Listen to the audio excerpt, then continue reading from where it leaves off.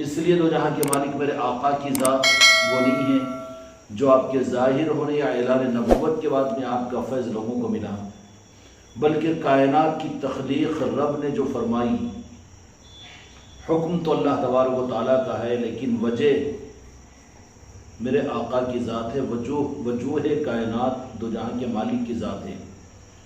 اللہ تبارک و تعالیٰ کو کوئی ضرورت نہیں تھی تخلیق کی، کائنات کی، مخلوق کی، انسانوں کی، اجناؤں کی، فرشتوں کی، عرش و کرسی کی، لوح و قلم کی، جنت و جہنم کی، لیکن رب العالمین کا ایک یوں سمجھیے کہ اللہ تبارک و تعالیٰ ہی کو سوچی ہے، اور کیسی سوچی؟ ہر ایک کا سجا جانا اس کے معیار کے ساتھ میں ہوتا ہے۔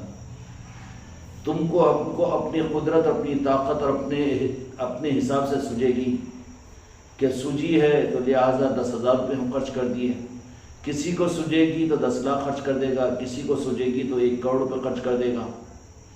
وہ سجنا رہتا ہے، اور وہ سجنا یعنی اس وقت میں اس کا کرنا اور اس کا موڈ بننا اور اس کا چاہنا، اس کی چاہت کا معیار الگ الگ ہوا کرتا ہے۔ اسی طریقے سے رب کائنات کا سجنا کہ اللہ تبارک و تعالیٰ کو یہ سجی، اور کیا سجی کہ چلو کائنات کو بنا دوں اور کائنات کے اندر میں نظام چلا دوں، اپنی قدرت کا مظاہرہ کر دوں، بعضوں کو جنت میں ڈال دوں، بعضوں کو جہنم میں ڈال دوں، بعضوں کو مسجدوں میں بٹھا دوں، بعضوں کو مندروں میں بٹھا دوں، بعضوں کو اقتدار کی کرسی پر پہنچاؤں، بعضوں لوگوں کو زمین پر روٹی کے ٹکڑے کے لیے ترساؤں۔ یہ نہیں سوجی رب العالمین کو، یہ تو کھیل ہے، یہ نہیں سوجی۔ رب کو جو سجے گی رب کے معیار سے سجے گی، اور جو سجے گی رب کو اس کے معیار کی پہچان ہوگی۔ سجنا کس کو بولتے ہیں؟ سمجھے آ رہی نا سجنا؟ اللہ تبارک و تعالیٰ یہ فرماتا ہے کہ ہم اگر کہیں تو بے ادبی ہوگی، لیکن رب نے فرما دیا کہ میں نے چاہا کہ اپنے کو ظاہر کروں، اپنے کو ظاہر کروں، تو اللہ میں تیرے لیے رکاوٹ کیا تھی؟ اپنے کو ظاہر کر دینا چاہیے تھا، لیکن بتا دیا کہ میں رب اور خالق کائنات ہوں، تو میرے معیار کے اعتبار سے مجھے کیا سوجی؟ میں نے چاہا کہ میں پہچانا جاؤں، ارادہ ہوا اللہ میاں کو بھی، ایک معنوں میں شوق ہوا۔ کیا ہوا؟ شوق ہوا اللہ میاں کو بھی، ہوتا میں خلیفہ ہوں پہچانا جاؤں، میں پیر ہوں پہچانا جاؤں، میں مرید ہوں پہچانا جاؤں، میں کروڑ پتی ہوں پہچانا جاؤں، میں لکھ پتی ہوں پہچانا جاؤں۔ پہچان دیتا ہے آدمی۔ تو اللہ تبارک و تعالیٰ کو بھی یہ سوجھی کہ میں اپنے کو پہچان لوں، نہ پہچانا جاؤں۔ تو پھر اللہ تبارک و تعالیٰ اپنی قدرت کے ساتھ اور اللہ تعالیٰ اپنے معیار اور اپنے مقام کے اعتبار سے اللہ کو کیا سوجھی ہوگی؟ جنت و جہنم خدا کے سوجنے کے معیار پر آتی نہیں ہے۔ بندوں کی عبادتیں، اطاعت، فرشتوں کی تسبیح اور فرشتوں کے رکوع اور سجدے خدا کے معیار سوجنے پر آتے ہی نہیں ہیں۔ اللہ تبارک و تعالیٰ کو اس کے سوجنے کے معیار، اس کے معیار کے اوپر یہ چیزیں اترتی نہیں ہیں۔ سارے انسانوں کی عبادتیں، سارے انسانوں کی تو انسان ہیں، بلکہ شروع دن سے لے کر قیامت تک جتنا طواف کریں گے حاجی حج کے لیے، وہ بھی اللہ تبارک و تعالیٰ کو یہ نہیں سوجی کہ یہ ہونا چاہیے، بلکہ خدا پاک کو جو سوجی وہ صرف کہ میں پہچانا جاؤں، میں جانا جاؤں۔ تو اللہ تبارک و تعالیٰ نے اپنی اس چاہت کو پورا کرنے کے لیے جس چیز کا سہارا لیا وہ تو کن فیکون کا مالک ہے، لیکن یہ کیا بات ہے کہ اللہ تبارک و تعالیٰ بھی سبب کو اختیار کر رہا ہے رب، اور بندوں کو بول رہا ہے کہ سبب اختیار کرو رب کے بدل میں، تو وہ شرک ہو جائے گا۔ پھر رب سے پوچھیں کہ اللہ تعالیٰ تو پھر سبب کیوں اختیار کیا؟ تو رب کیا کہے گا؟ رب تو رب ہے، وہ سبب ایسا ہے کہ میں نے بنایا ہی ویسا میرے مصطفیٰ کو، میرے محبوب کو۔ اور جن کو رب العالمین نے اپنا سبب بنایا وہ میرے آقا کے نالین پاک، میرے آقا کی ذات ہے۔ تو اگر بندے اس ذات مصطفیٰ کو دین و دنیا کے لینے کے لیے رب کے بارگاہ میں سبب بنا لے تو بندے خدا کے محبوب پسندیدہ بندے نہیں ہوں گے۔ رب جو سبب سے بے نیاز ہے، سبب سے بے نیاز ہے، اور اپنی صفت کو قرآن مجید نے بیان فرمایا کن فیکون، کہ وہ رب ایسا قادر مطلق ہے کہ وہ کسی چیز کے کروانے کا ارادہ کرتا ہے تو حکم بھی دینے کی ضرورت نہیں، کن فیکون، ارادہ کرتا ہے وہ چیز قابو میں آ جاتی ہے، اس کو سبب کی ضرورت نہیں، رب کو سبب کی ضرورت نہیں، باقی سب کو سبب کی ضرورت ہے، سبب کی ضرورت ہے۔ سبب کے اختیار کرنے کا حکم اللہ تعالیٰ نے اپنے بندوں کو عطا کیا ہے کہ دنیا کو ہم نے دارالاسباب بنایا، سبب اختیار کرو، لیکن یہ بندوں کے لیے سبب ہے، سبب اختیار کرو۔ اگر اللہ تعالیٰ اگر نہیں کہتا، سبب کا اختیار کرنا خود اگر شرک ہو جاتا تو پھر بڑا مسئلہ بن جاتا کہ اللہ تبارک و تعالیٰ پھر اپنے محبوب کو بھی سبب، بندوں کو کہتا کہ میرے مصطفیٰ کے سبب سے تم مجھ سے مانگو، سبب توسل وسیلہ، تو پھر یہ ایمان کے راستے سے ہٹی ہوئی چیز ہوتی۔ اس لیے ساری دنیا اگرچہ کہ جنت و جہنم بھی ہے سبب کے ساتھ میں کہ عمل کے ذریعے سے اللہ تبارک و تعالیٰ عطا کرے گا، سہارے کے ذریعے سے اللہ تبارک و تعالیٰ وہ چیزیں دے گا، لیکن مخلوق کے سہارے، مخلوق کے اسباب کا اختیار کرنا، یہ سبب یہ مخلوق کے لیے ہے، لیکن وہ سبب کی عظمت کا کیا اندازہ لگا سکتے ہیں ہم کہ مخلوق نہیں بلکہ رب نے جس کو سبب بنایا ہے اپنی پہچان کا اور اپنے کو ظاہر کرنے کا اور اپنے کو پجوانے کا اور اپنی پہچان دینے کا، کہا کہ اللہ تبارک تعالیٰ نے کہ میں نے چاہا کہ اپنے کو اپنی پہچان کرواؤں، میں چھپا ہوا خزانہ تھا، میں اپنے کو ظاہر کرنا چاہا، تو پھر اگر میرے مصطفیٰ کے رخ پر ذرہ برابر بھی شرک کا ذرہ اگر ہوتا تو پھر رب کیوں سبب یہ اختیار کیا؟ سبب سے تو پاک رب ہے، مخلوق کو تو کہا کہ تم سبب کے ساتھ میں رہو، سبب کو اختیار کرو، سنت قرار دیا۔ سمجھنے والی بات، اللہ تبارک و تعالیٰ سبب سے تو بے نیاز ہیں، لیکن وہ کون سا سبب ہے کہ جو سبب اللہ تبارک و تعالیٰ نے اختیار کیا اور روئے زمین کے وہ بندے جو رب کے اس سبب کے اندر میں شریک ہو جائے، اس سبب کو جس کو رب نے اختیار کیا، تو یہ اللہ والے بن جاتے ہیں۔ اللہ تو نہیں بن سکتے لیکن اللہ والے بن جاتے ہیں۔ اللہ تبارک و تعالیٰ انہیں اپنا بنا کر ان کے ہاتھ بن جاتا ہے، ان کے پیر بن جاتا ہے، ان کی زبان بن جاتا ہے۔ کیوں؟ کہ وہ سارے اسباب کے برخلاف میں صرف ایک سبب کو اختیار کر لیتے ہیں، جو سبب اللہ نے اختیار کیا وہ ذات مصطفیٰ کا۔ طریقت کا خلاصہ ہی یہ ہے، طریقت کا خلاصہ ہی یہ ہے، شریعت کا خلاصہ یہ ہے کہ قرآن و حدیث کے مطابق میں دنیا کے اسباب کو اختیار کرو، فانتشروا فی الارض وابتغوا۔ سورہ جمعہ کے اندر میں اللہ نے فرمایا کہ سبب کو اختیار کرو، سبب کو اختیار کرو، دنیا کو میں نے دارالاسباب بنایا، اسباب کے ساتھ میں دنیا کو لے کر چلو۔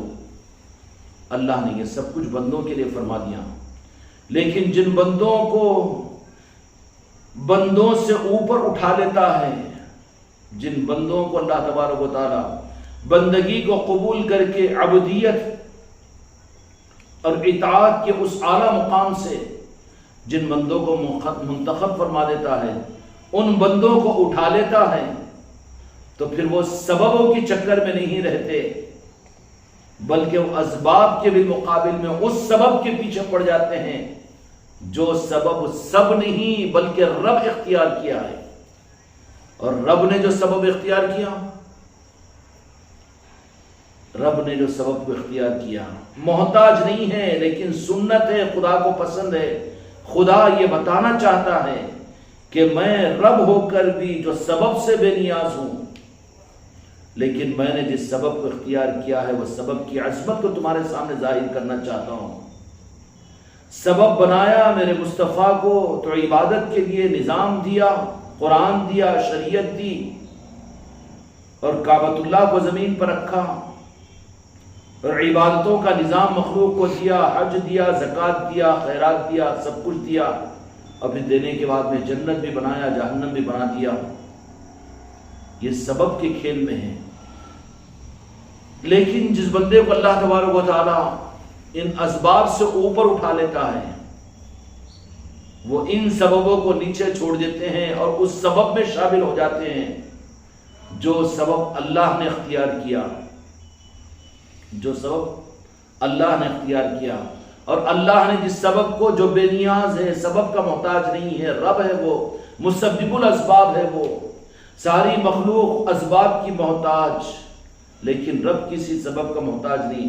سارے اسباب رب کے محتاج اور رب کسی سبب کا محتاج نہیں۔ وہ چاہے تو بغیر ماں باپ کے دنیا میں انسان کو پیدا کرے، بغیر باپ کے حضرت عیسیٰ علیہ السلام کو پیدا کرے، بغیر ماں باپ کے اونٹنی کو پہاڑ سے نکلوا دے، اور بغیر اسباب کے، یہ تو بڑے کرامت کی، بڑے معجزے کی چیز سمجھو گے کہ حضرت صالح علیہ السلام کی اونٹنی پہاڑ سے نکلی تھی بغیر ماں باپ کے۔ ارے کم وقت، یہ تو میرے رب کا معجزہ تو تجھے بھی تو اس صدی کے اندر بھی تو نظر آئے گا۔ نہیں، اس وقت میں تھا کہ بغیر ماں باپ کے اونٹنی کو پہاڑ سے رب نے نکالا، قرآن نے تذکرہ کیا۔ اب اس قرآن پاک کے اس معجزے کو لے کر رب کی قدرت کو کیا سمجھائے گا؟ ایک سڑے ہوئے آم کو لو، گٹی کو پھوڑ، اس کے اندر میں کیڑا، کون سے ماں باپ تھے وہاں پر؟ یہ معجزہ نہیں ہے؟ سڑے ہوئے آم کو پھوڑے گا تو اس کیڑے نکلے گی کہ نہیں گٹلی؟ وہ طوطا پری آم جو آتا ہے عام طور پر، اس کو پھوڑو، اس کی گٹلی کے اندر میں کیڑا نکلتا ہے۔ آپ تو جو معجزہ اس وقت میں رب کا، اس پر تعجب کرتے ہو کہ صالح علیہ السلام کی اونٹنی کو پہاڑوں سے خدا پاک نے نکالا، معجزہ ہے۔ لیکن اس زمانے کے اندر بھی، اس لیے کہ رب کے جو معجزات ہیں اور میرے مصطفیٰ کے ذریعے سے جو معجزات ہیں، رب کی قدرت اور انبیاء کے اور میرے نبی کے معجزات، یہ جو ظاہر ہو گئے وہ کبھی ختم نہیں ہوں گے۔ صرف دیکھنے والوں کی آنکھوں میں نور کی ضرورت ہوگی۔ یہ الگ بات ہے کہ وہ چھپا دیے جاتے ہیں، لیکن جو ظاہر ہو گئے وہ قیامت تک ظاہر ہوتے رہیں گے۔ تصرفات ختم نہیں ہوتے، جیسے رب کا نظام ختم نہیں ہوتا، ویسے رب کی نسبتوں سے سارے جتنے تصرفات، جتنے معجزات ہیں، جتنی کرامتیں ہیں، وہ بھی ختم نہیں ہوتی۔ یہ الگ بات ہے کہ پردے ڈال دیے جاتے ہیں حکمت کے لیے، پھر اس کے بعد میں ضرورت پڑتی ہے، پھر پردہ ہٹتا ہے، پھر کرامت سامنے آ جاتی ہے، پھر اس نبی کا معجزہ دنیا میں ظاہر ہو جاتا ہے، پھر اس نبی کا معجزہ ظاہر ہو جاتا ہے۔ یہ سلسلہ جتنے معجزات دنیا کے اندر میں ظاہر ہوئے وہ ختم ہونے کے لیے نہیں ہوئے تھے، وہ تادم قیامت دنیا کے اندر میں ظاہر ہوتے رہیں گے، چھپیں گے، لیکن اس کے اہل لوگ جب آئیں گے تو انہی معجزات کو ذرا پردہ ہٹا کر بتا دیں گے اور کہہ دیں گے کہ یہ معجزہ ہمارا نہیں ہے، بلکہ یہ معجزہ تو دو جہاں کے مالک کی نارن پاک کا صدقہ ہے۔ وہ فوراً اس کو ظاہر کروا دیں گے، پھر وہ چھپا دیں گے، پھر وہ کچھ وقت کے لیے چھپ جاتی ہے، پھر ضرورت پڑتی ہے تو پھر 15ویں صدی نہیں 50 صدیوں کے بعد بھی جب ضرورت پڑے گی تو آل علی اور اولاد علی پھر سے اس پردے کو ہٹائیں گے اور دنیا میں ان معجزات کی برکتوں کو ظاہر کریں گے۔ لوگ اس کو کرامت کہیں گے، کرامت کہیں گے، کرامت کہیں گے، کرامت کہیں گے۔ اور یہ سب کچھ خزانہ اور خزینہ وہ نارن پاک مصطفیٰ ہے۔ کیا ہے؟ نارن پاک مصطفیٰ ہے۔ سبب میں اٹکنا نہیں ہے، رب کو پہچاننا ہے۔ سبب میں اٹکنا نہیں ہے، رب کو پہچاننا ہے۔ رب اپنی پہچان کروانا چاہتا ہے، رب اپنی پہچان کروانا چاہتا ہے۔ اللہ تبارک و تعالیٰ اپنی پہچان کے لیے اس لیے فرمایا کہ خلقت میں نے اس لیے بنائی، تم اس میں غور کرو۔ افحسبتم انما خلقناکم عبثا، کہ ہم نے یہ کائنات کو خامخواہ ہی پیدا کر دیا، اس میں غور کیوں نہیں کرتے اور میری قدرت کو پہچانتے کیوں نہیں ہو؟ غور کیا کرو، اس کے ذریعے سے میری قدرت سمجھ میں آئے گی اور میں رب ہونا سمجھ میں آ جائے گا۔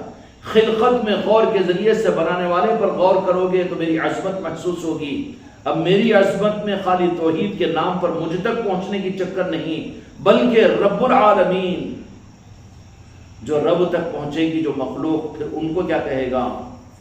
ان سے پھر رب العالمین یہ کہے گا کہ اسباب کو میں نے پیدا کیا ہے اور میں اسباب کا محتاج نہیں ہوں، میں رب ہوں، سارے اسباب میرے محتاج، میں کسی سبب کا محتاج نہیں، لیکن ایک سبب کو میں نے بھی اختیار کیا ہے، میں نے بھی اختیار کیا ہے، اور سارے اسباب میں نے جو پیدا کیے ہیں اس سبب کی پہچان کے لیے پیدا کیا ہوں، اس سبب کی پہچان کے لیے۔ زمین کا ذرہ ذرہ، آسمان کے تارے، پانی کا قطرہ قطرہ، زمین پر پھیلی ہوئی ایک ایک گھاس کی پتی اور ہریالی، اور ایک ایک چونٹی اور مکوڑا اور سپلک اور چوہا، یہ سب کچھ میں نے ایک اپنے اس سبب کے پہچان کے لیے، سارے اسباب ہیں لیکن انہی سببوں کے اندر میں ایک سبب میں نے ایسا بنایا ہے کہ اس کی پہچان کروانا تمہیں مقصود ہو کہ جس کے سبب کا سہارا میں خود لیا ہوں۔ بندے سبب کرے، اختیار کرے، رب کو بھول کر تو وہ کفر ہو جائے گا، لیکن رب جب سبب کو اختیار کرے، اگر بندے اپنی عبدیت اور اپنی بندگی سے اوپر اٹھ کر رب کے اس سبب کے اختیار کرنے کی کوشش کرے، تو وہ بندے اللہ تبارک و تعالیٰ کی نظر میں کافر و مشرک نہیں ہوتے، بلکہ وہ بندے اللہ کے دوست بن جاتے ہیں۔ اللہ والے جو ولایت پر پہنچتے ہیں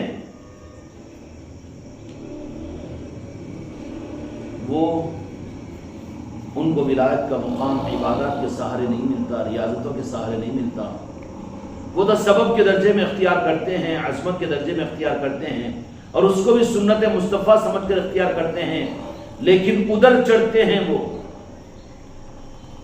کہ جدھر حق ہوتا ہے، اور حق وہ ذات خداوندی جو خلق کا محتاج نہیں، ساری خلق اس کی محتاج ہے، تو اس رب نے جس سبب کو اپنے کو ظاہر کرنے کے لیے جو سبب اختیار کیا، جب وہ راستہ کسی کو مل جاتا ہے تو پھر ان سارے اسباب اس کی نظروں میں پھیکے پڑ جاتے ہیں، پھیکے پڑ جاتے ہیں۔ رب سے تو پھر یہی کہتا ہے کہ اس سبب کو ہم حاصل کرتے ہیں کہ تو قادر مطلق ہو کے سبب سے بے نیاز ہو کر بھی تو نے جس سبب کو اختیار کیا وہ سبب کون سا تھا؟ نہ قرآن کا، نہ شریعت کا، نہ دین کا، نہ عبادت کا، نہ ریاضت کا، نہ مجاہدے کا، نہ عبودیت کا، یہ سب ادھر کی چیزیں ہیں، ادھر کی چیزیں ہیں، ادھر کی چیزیں ہیں۔ پھر اللہ نے اس سبب کو اختیار کیا اپنے کو ظاہر کرنے کے لیے، اپنے محبوب کا سہارا لیا اور سبب کو اختیار کیا۔ اب پتہ مل گیا تیرا، اب سہارا مل گیا وہ کہ جس سے ہم بھی تیرے دوست بن سکتے ہیں، اور وہ راستہ مل گیا کہ جس راستے پر تو رب ہو کر بھی اپنے آپ کو اختیار کر لیا ہے، اور تیرے پاس میں وہ سہارا اور وہ سبب اتنا عظمت والا ہے، عظمت والا ہے کہ تو نے خود اپنی پہچان کے لیے سبب کو، جس سبب کو اختیار کیا، کیونکہ دنیا کا کوئی صرف پہچان کے لیے نہیں، واقفیت کے لیے نہیں، بلکہ اظہار کے لیے ہے کہ دنیا کے بڑے انسان اگر ہوتے ہیں، چلو عظمتوں ہی کے لائن کے اندر میں چلو، تبرکات جو آتے ہیں تو اس کو کس تعظیم اور عظمت کے ساتھ، جیسے ان کی ذاتوں کی عظمتیں ہوتی ہے ویسے ان تبرکات کو عظمتوں کا حق دیا جاتا ہے، لا قیمت ہو جاتے ہیں۔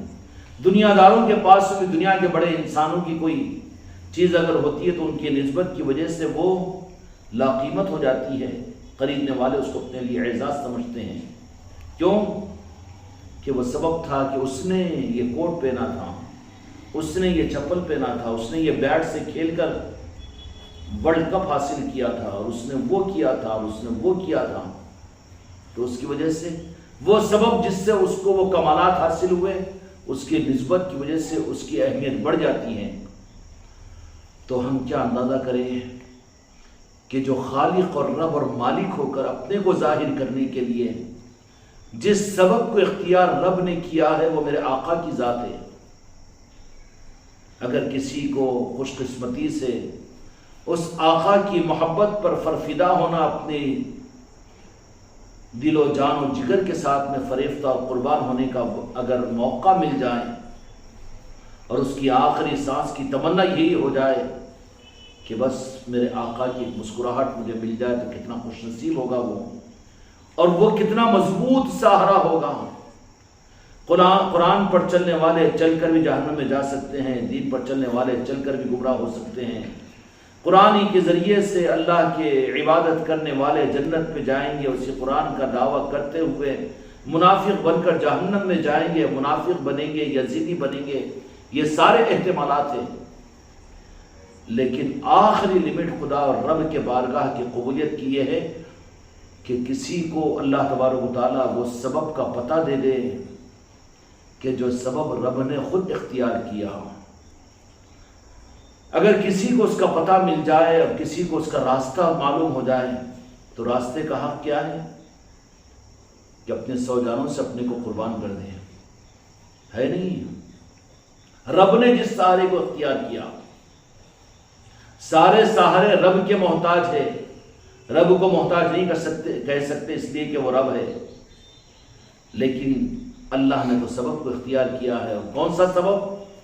ایک ہی سبب کو اختیار کیا، اس کے بعد نہ کسی سبب کی ضرورت ہے نہ پہلے تھی، اور وہ سبب کیا تھا کہ میں نے چاہا کہ اپنے کو پہچانا جاؤں، میں گنج مخفی تھا، اپنے کو ظاہر کرنا چاہا، تو خدا کو قدرت تھی نا کہ میرے محبوب کے بغیر بھی تو اپنے کو ظاہر کر سکتا تھا، وہ قدرت تھی، وہ مجبور تو نہیں تھا رب العالمین۔ ہمارا عقیدہ ہے کہ رب مجبور نہیں ہے، ہم مجبور رب کو ماننے والے نہیں ہیں، ہم تو قادر کو ماننے والے ہیں، علی کل شیء قدیر کو ماننے والے ہیں، فاعل لما یرید کو ماننے والے ہیں، قادر مطلق کو ماننے والے ہیں، مجبور نہیں تھا۔ پھر اللہ تو یہ سبب کیوں اختیار کیا کہ اپنے محبوب کا؟ تو رب صرف یہی جواب دے گا عارفین کو کہ میں نے اپنے محبوب کا جو سبب اختیار کیا، خلق کے سامنے اپنے محبوب کی عظمت کو ظاہر کروں کہ میں قادر ہو کر، میں اسباب سے بے نیاز ہو کر جس سبب کو میں نے منتخب کیا اپنے کو ظاہر کرنے کے لیے، اس کی عظمت تم کو معلوم ہو جائے، ان کا مقام معلوم ہو جائے۔ خدا کی قسم، بندگی کا نچوڑ یہ ہے، بندگی کا نچوڑ یہ ہے، دین کا نچوڑ یہی ہے۔ رب کو مطلب نہیں ہے عبادتوں کے نظام سے، رب کو مطلب نہیں ہے جنت و جہنم کے بکھیڑے سے، رب کو مطلب نہیں ہے لوگوں کے اچھے و برے حالات اور کائنات اور خلقت سے، رب کو مطلب نہیں ہے، رب کو مطلب ہی نہیں ہے۔ لیکن رب سے یہ پوچھو کہ اللہ تو مسبب الاسباب ہو کر، رب کا سبب کا تو محتاج نہیں، لیکن تو نے میرے آقا کے سبب کو، اولیاء اللہ سے یہی پوچھتے ہیں، تو پھر وہ اپنا عقیدہ یہ بنا لیتے ہیں، ان کو یہ عقیدہ آسان ہو جاتا ہے اور ان کے دل میں بیٹھ جاتا ہے کہ قادر مطلق ہو کر تو نے جس سبب کو اختیار کیا وہ میرے مصطفیٰ کی ذات ہے، اپنے کو ظاہر کرنے کے لیے جس سبب کو تو نے منتخب کیا، تیری چائش، تیرا آپشن، اور تجھے جو سوجھی اور تجھے جو پسند کیا وہ میرے آقا کی ذات کو۔ صحیح بات تو یہ ہے کہ رب کے پاس سے میرے مصطفیٰ سے زیادہ قیمتی کوئی چیز ہے ہی نہیں۔ اللہ تبارک و تعالیٰ نے یہ سوچی کہ اپنے کو ظاہر کرنا ہے، تو میں اپنے محبوب کے ذریعے سے اپنے کو ظاہر کیا۔ اب عارفین اللہ تبارک و تعالیٰ سے پوچھتے ہیں کہ تو سبب کے محتاج نہیں ہے، سبب کا دینے والا تو رب ہے، لیکن تو نے یہ سبب اختیار کیوں کیا؟ سوال ہے، رب جواب دیتا ہے، میں محتاج ہوں اس لیے نہیں، بلکہ کائنات کو، جبرائیل امین کو، میکائیل علیہ السلام کو، اور 1.25 لاکھ نبیوں کو، اور قیامت تک کے ہر کائنات کے ہر ذرے کو، جنت کو، جنت کے غلمانوں کو، وہاں کے پتوں کو، وہاں کے خطرات کو، یہ بتانے کے لیے کہ میں اسباب سے پاک ہونے کے باوجود جس ذات کو میں نے اپنی پہچان کے لیے سبب بنایا، میں رب ہو کر بھی جس سبب کو اختیار کیا ہوں تم ان کی عظمت کو پہچانو. کیا کرو؟ تم ان کی عظمت کو پہچانو. میرے آقا کی عظمت کا نہ پہچاننا، اس سے غافل رہنا، اس کے علم کا نہ دینا اور اس پر پردہ ڈال دینا، یہ کتنا بڑا کفر ہے، کتنا بڑا شرک ہے، کتنی بڑی گمراہیت ہے. تو نے پھر سبب کو کیوں اختیار کیا میرے آقا کے؟ اس کے بجائے بھی تو کر سکتا تھا. تو رب فرماتا ہے کہ اس لیے تاکہ میرے محبوب کی عظمت میرے پاس میں کیا ہے اس کا اندازہ خلق اور کائنات کو ہو جائے، جنت کو ہو جائے، جہنم کے داروغہ کو ہو جائے، میدان محشر کو ہو جائے، تو پتہ یہ چلے گا کہ رب کی مصروفیت صرف اور صرف ایک مجلس میں نعت پڑھنے نہیں ہے، صلاۃ والسلام اور درود پاک پڑھنا نہیں ہے، بلکہ رب کا مشغلہ ہی صرف اپنے محبوب کی ذکر کو بلند کرنا ہے. وَرَفَعْنَا لَكَ ذِكْرَكَ، کہ اللہ مشغول ہے کسی کام میں. کائنات کو تخلیق فرما کر بازو کر دیا، آپ تو دیکھ بھی نہیں رہا اس طرف میں. اب خدا کی مصروفیت اور مشغولیت صرف اپنے محبوب کا ذکر ہے، اپنے محبوب کی عظمتوں کو بلند کرنا ہے.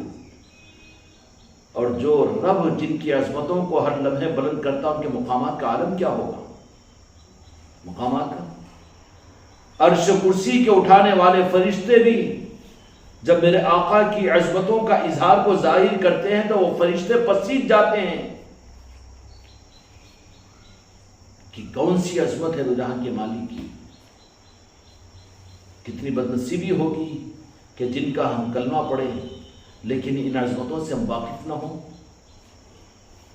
اللہ کو سوجھی تو صرف اپنے محبوب کا سہارا لیا. اور جب عارفین پوچھتے ہیں کہ تو سبب کا محتاج نہیں ہے، سبب بنانے والا ہے، رب تو نے کیوں سہارا لیا؟ تو وہ خدا کی محتاجی نہیں تھی بلکہ اظہار محبت تھا اپنے محبوب کے ساتھ. خلقت کا مقصد ہی رب العالمین کا.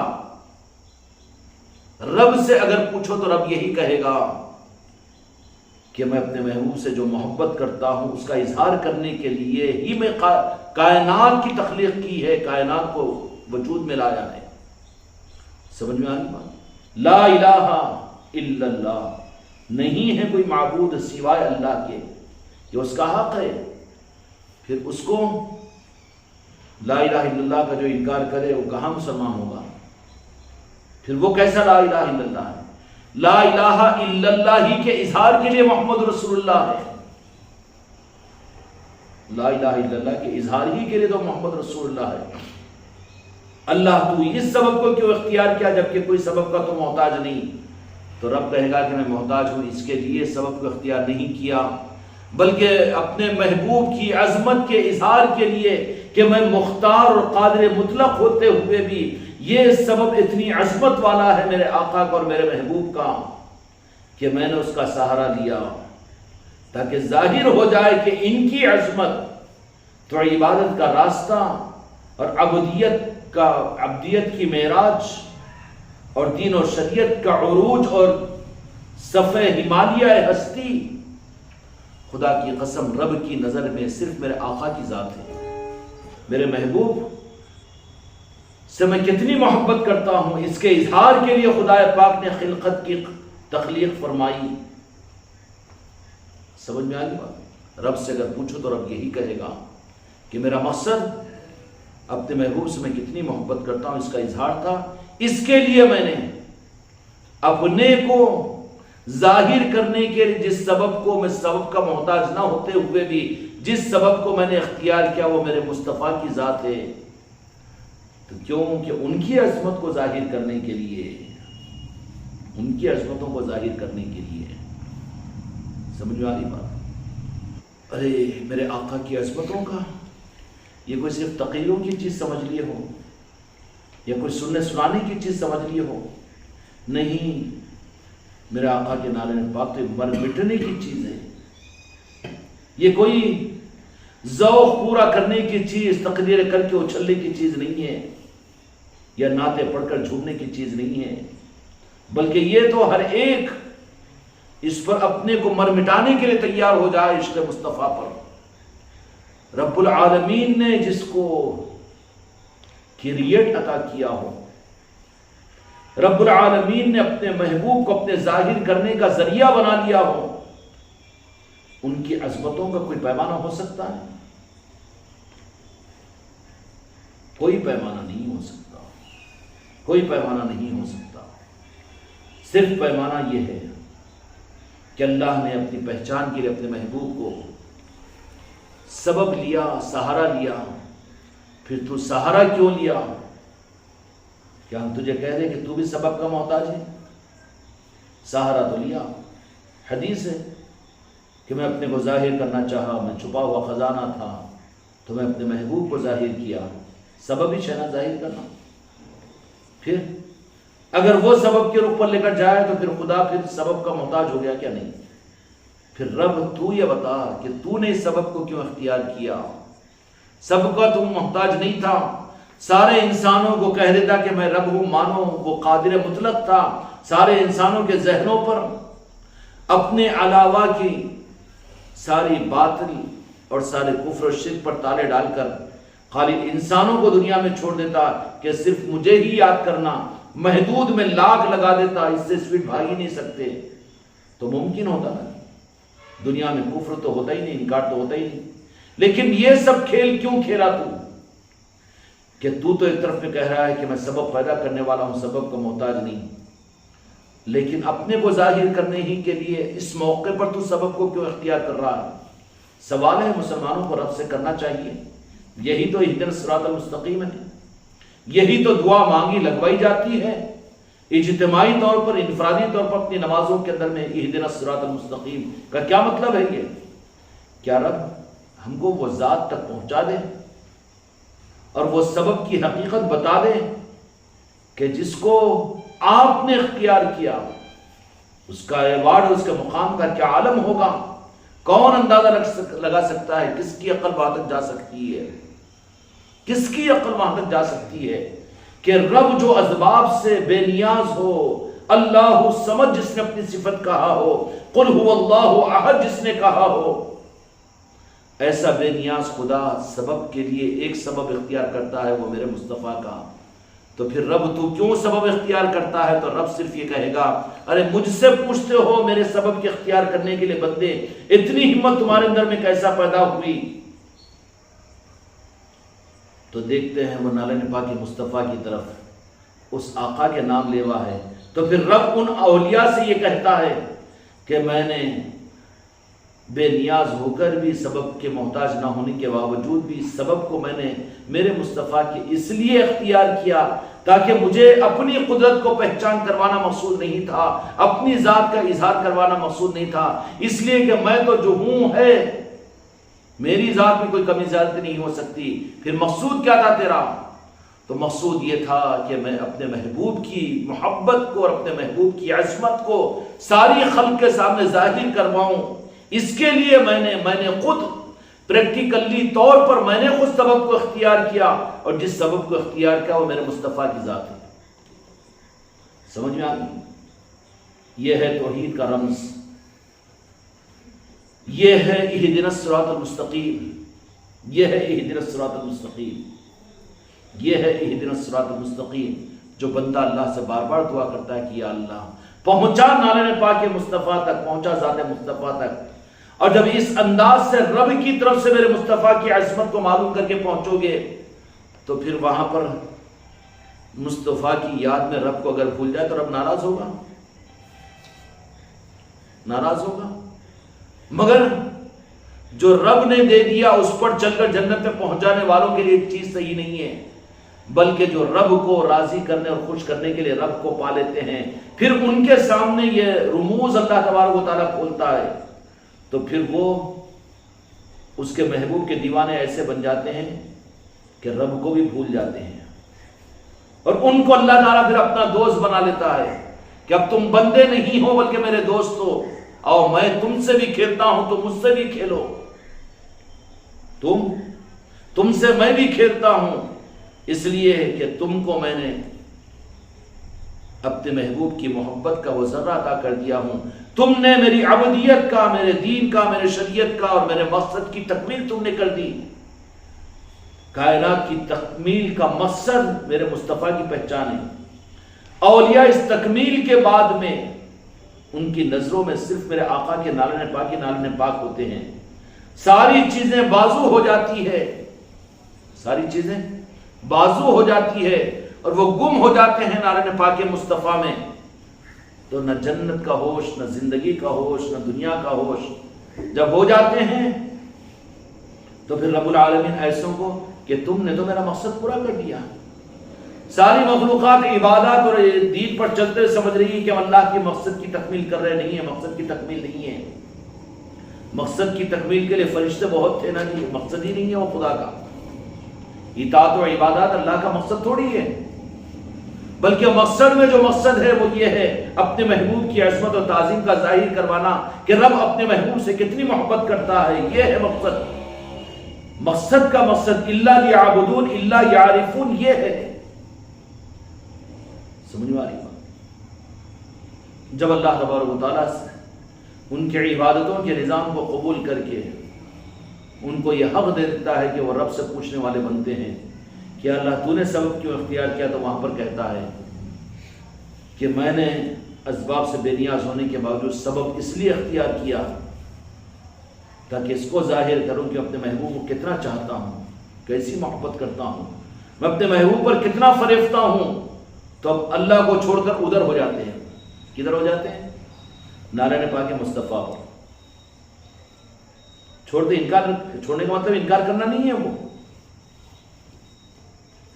اللہ تبارک و تعالیٰ بھی بندوں کو چھڑاتا ہے. 5 وقت کی نماز فرض کیا، نماز اللہ کے روبرو ہوتا ہے، اس کا چھڑا کر کاروبار میں بھیج دیتا ہے. چھڑانا نہیں ہے، کٹنا ہے. کٹتے نہیں ہیں وہ، لیکن مقصد سامنے آ جاتا ہے. رب کہہ دیتا ہے کہ میرا مقصد تو یہی تھا کہ میں اپنے محبوب کا سہارا اس لیے لیا تھا کہ یہ ظاہر ہو جائے کہ یہ سبب کتنی عظمت والا ہے جس کا سہارا میں خود لیا ہوں. میں بے نیاز ہو کر جس ذات کا نیاز مند بنا ہوں. وَلَسَوْفَ يُعْطِيكَ فَتَرْضَىٰ، جو قرآن پاک کی آیتیں ہیں. میں اس وقت تک آپ کو راضی کرتا رہوں گا جب تک آپ راضی نہ ہو جائے. یہ نیاز مندی کا اظہار ہے. رب جس کا نیاز مند ہو جائے وہ ذات ہے میرے آقا کی، دو جہاں کے مالک کی. تو جب یہ رمز اللہ کی طرف سے کھلتا ہے بندوں پر عبادت کی تکمیل کے بعد، تو پھر اب اس مقام پر پہنچنے کے بعد میں ولایت کا مقام شروع ہوتا ہے. پھر اب وہ رب کو بھی چھوڑ دے کا مت کٹنے کی بات نہیں ہے، لیکن رستہ بتا دیا تو اب وہ ان کا رخ جو ہوتا ہے، ان کا کعبہ جو ہوتا ہے، ان کا ایمان جو ہوتا ہے، وہ نالے پاک مصطفیٰ ہو جاتا ہے. پتہ نہ ملا پتہ دکھا، دکھا تو ایسا دکھا کہ پھر ایسا دکھ گیا کہ میں نہ دکھ سکا کسی کو، میں نہ دکھ سکا کسی کو. بس وہ نالے پاک مصطفیٰ کی طرف میں جب رخ اللہ کی طرف سے انہیں مل جاتا ہے تو پھر کوئی اور چیز ان کو نظر نہیں آتی، کوئی چیز. تو پھر ایسے بچوں، ایسے بندوں کو اللہ تبارک و تعالیٰ کیا کرتا معلوم ہے؟ ارے تم بندے، ان کو بندے نہیں بولتا، ان کو عباد الرحمان کہتا ہے، خاص بندے کہتا ہے، رحمان کے بندے. اب ان کو بندے کہنا بھی اللہ تبارک و تعالیٰ کو اچھا نہیں لگتا. کن کو؟ اولیاء کو. جو وہ پتہ پا کر پہنچ گئے وہ مصطفیٰ کے نالے پاک تک، ادھر چلے گئے، ادھر کے ہو گئے، تو ان کو مٹھاڑتا ہے پھر کہ آؤ تم میرے بندے، میں تمہارا رب نہیں، تم میرے دوست تھے. جو جن کو حق بتانے کے بعد میں اب ان کا رخ جب مصطفیٰ کے نالے پاک کی طرف ہو جاتا ہے، ایک لمحے کے لیے بھی اپنے محبوب سے محجوب نہیں ہوتے وہ، تو پھر وہاں میرے آقا کی ذات اور گنبد خضرا وہ تجلیات کا مرکز کہ جس کی طرف میں سب جھکے اور وہ کعبہ خود مدینے کی طرف جھکے، یہی بات نہیں بلکہ اولیاء کے قلوب، اس لیے ان کے قلوب منور اور ان کے قلوب کے اوپر نورانیتوں کی برسات اس لیے ہوتی رہتی ہے کہ وہ نالے پاک مصطفیٰ سے جڑے ہوئے ہوتے ہیں. تو رب کی تجلیات بلا کسی خلل کے مسلسل وہاں پر برستی رہتی ہے. ایک سیکنڈ کے کروڑوں حصے میں رب اپنے محبوب سے محجوب نہیں رہتا. تو کنیکٹڈ ہو جاتے ہیں نا، اس لیے ولایت کا مقام ہے وہ، آن لائن ہوتے ہیں وہ محبوب، وہ تو محجوب ہونے کا کوئی سوال نہیں۔ اب ان کے صدقے میں نو وہاں پر پڑے ہوئے ہیں تو آن لائن میں رہیں گے نا۔ اولیاء پھر اولیاء وہ ہوتے ہیں کہ پھر اس رمز کو اللہ تبارک و تعالیٰ جب ان کو سمجھا دیتا ہے تو پھر ان بندوں کی خوشامدی رب کرنا شروع کرتا ہے کہ تم کسی بات پر قسم کھا لے تو میرے ذمہ واجب ہے کہ میں ان کی قسم کو پورا کروں۔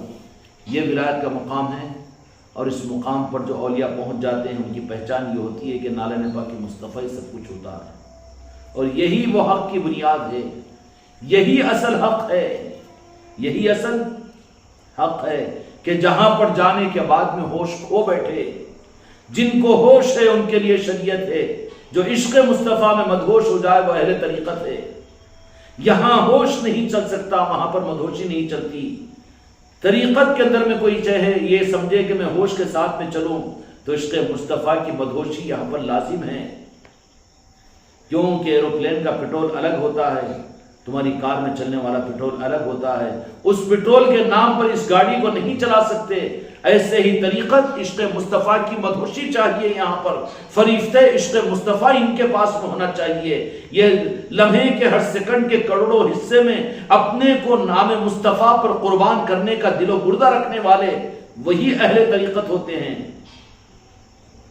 اور ہوش والے جو ہوتے ہیں ان کے لیے ہوش والوں کے نظام ہیں، جنت مل جائے گی، مغفرت ہو جائے گی، خدا ناراض ہونے سے بچ جائے گا۔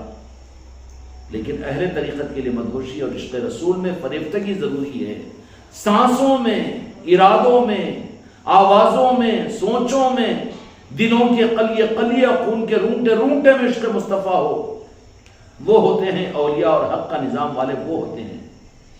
اور رب ان کو پھر بندے نہیں رکھتا بلکہ اٹھا لیتا ہے کہ تم عباد الرحمن ہیں، اور اللہ تعالیٰ کہہ دیتا ہے کہ اب تم بندے ہونے کے لیے نہیں، ذرا آ جاؤ اوپر۔ کہاں آ جاؤ؟ میری دوستی کے لیے آ جاؤ۔ کیوں وہ دوستی؟ کیوں کہ اللہ نے جس سبب کو اختیار کیا وہاں یہ پہنچ گئے تو رب ان کا قدرداں بن جاتا ہے، محتاج نہیں ہوتا لیکن قدرداں بن جاتا ہے، وہ رب ہے۔ پھر کہہ دیتا ہے کہ لا خوف علیہم ولا هم یحزنون۔ اللہ تبارک و تعالیٰ اس حق پر ہم کو راہ کو آگے بڑھنے کی خوش قسمتی سے اگر یہ راستہ ملا ہوا ہے تو زندگیوں کو ضائع مت کرو، بلکہ اس راہ کے اندر میں میرے مصطفیٰ کی محبت کی مدہوشی میں جتنا آگے بڑھ سکتے ہو بڑھنے کی کوشش کرو۔ ہر لمحہ کی جوہد و کوشش یاد مصطفیٰ ہونی چاہیے، مستغرق ہونا چاہیے۔ جن کو جتنی اس راہ کی ترقی ملتی چلی جائے گی خدا کی نظر میں اتنا محبوب بنتا چلا جائے گا۔ بحق لا الہ الا اللہ۔